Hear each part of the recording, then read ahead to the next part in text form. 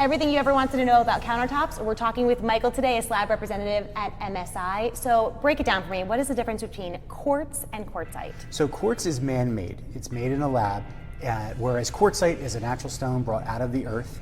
Quartz is designed to all look the same, whereas natural stone will have variations from slab to slab. And why is it similarly named? Quartz, quartzite, is it the same product? So quartz is made up of a bunch of different natural stone resins to make the design you're looking to capture. That represents quartzite. Yep. Gotcha. There you go.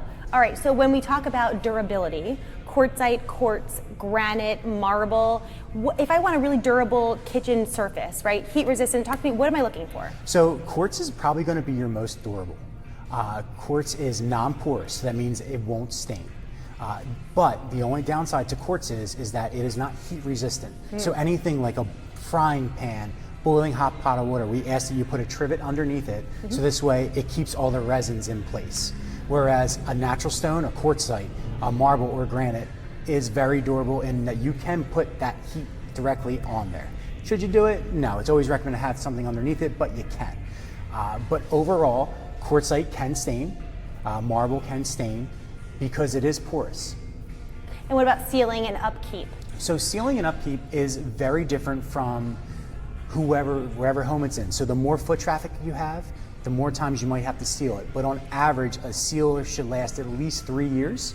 The way to test it is doing the water bead test, where you just place a drop of water on it. If it beads up immediately, you don't need to have it sealed. If it kind of soaks in, you might want to reach out to have it sealed again. I need a professional to seal my countertop, or can I do that? I'd recommend you call somebody to do it, especially the person who installed it, because they know your countertop, they know the product, they should be able to do it the best. Excellent. When we talk about surface, dull or matte, what is that called? What's the professional word for it? Be matte or brushed or leather. Gotcha. Versus polished. What am I getting in terms of the appearance, durability? Does that change at all? So when it comes to your surfaces, it really depends on the natural stone. If it's brushed, you might need a little bit more attention to it because food particles or anything can get into the surface, whereas a polished, everything's going to be on top. And again, it all errs to the side of foot traffic. If you have a lot more foot traffic in the area, you might need to give it a little bit more attention. And what about streaking? Will I see streaking more on a matte finish versus polished? So matte finish will be a little bit more dull and muted in color. So you may see that streaking, or you may see those fingerprints come out more than if it was a polished surface. So tell me, this is my most favorite part of kitchen upkeep, cleaning. I love a clean kitchen. Whether it's quartz or natural stone, the best is soap and water. Soap and water will like get dish the job. soap? Yes. Okay. Just a little bit of soap and warm water goes along the way, and dry it off, of course. There are cleaners in the market, but if you want something non-toxic, soap and water is the best bet. And a cloth, a sponge? A cloth, sponge, whatever you choose, and just make sure when you do dry, it's a nice, maybe microfiber rag that'll dry everything up. Who knew it could be so easy? I love it. And that, no matter if it's polished, matte, whatever, I'm using the same soap and water. Yep. I love it. And if I get a stain on there, is there any way to remove staining? There's a couple different ways for staining. One of the most popular one is a little bit of baking soda and water.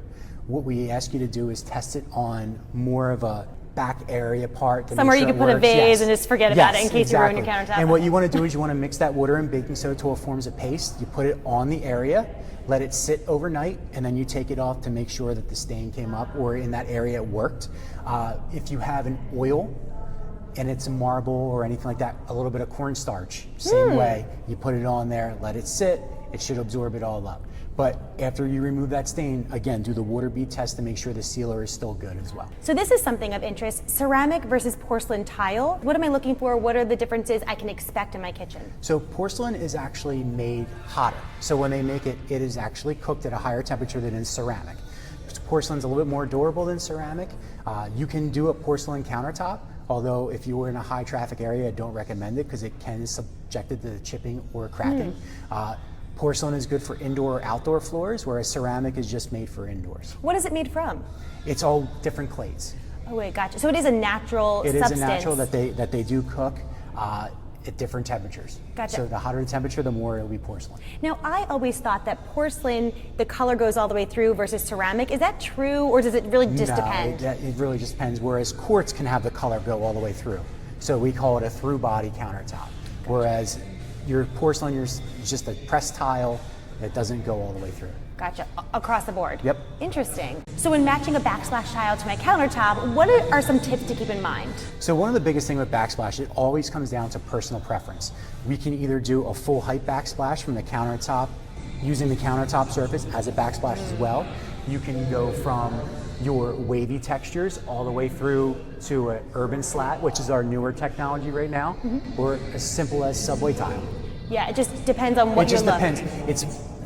It's just like flooring, backsplash there's a wide variety that you can pick from, that just whatever you think looks good. So if you're someone that does a lot of cooking in the kitchen like I do, are we thinking less grout lines is better? What do you think? Yeah, less is more definitely if you were doing a lot of cooking in the kitchen, because the more grout lines you have, the more you're gonna have to wind up scrubbing and cleaning. And I'm seeing a lot of the subway tile stacked either vertically, but it's not offset, which is a newer style. I don't particularly like that. Is that okay if I go old school? It is definitely okay. I've seen some pretty wacky things that people are doing with subway tiles, either making it their own herringbone shape, doing it vertical and horizontal.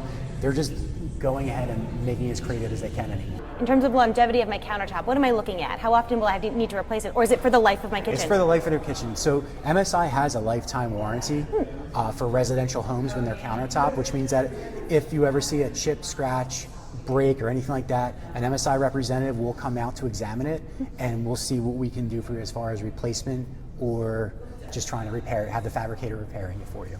MSI is over 50 branches nationwide, with one in Canada. So you can reach out also our website, MSISurfaces.com is a great website, and in there is a dealer locator where it shows you any sort of fabricator you might want to use in their area that can help you, that sells MSI products. And I really love that on their website you can actually take pictures of your space, upload them, and you can check out all the surfaces, see what you like, what you don't like. That does a lot of the legwork for you before you come into a showroom. Our kitchen visualizer is a great tool to use, especially when doing from flooring all the way up to countertops, sinks, and faucets. Perfect. Michael, thank you so much. MSI, we are so excited to get our kitchen redone, and check out more info below in the caption.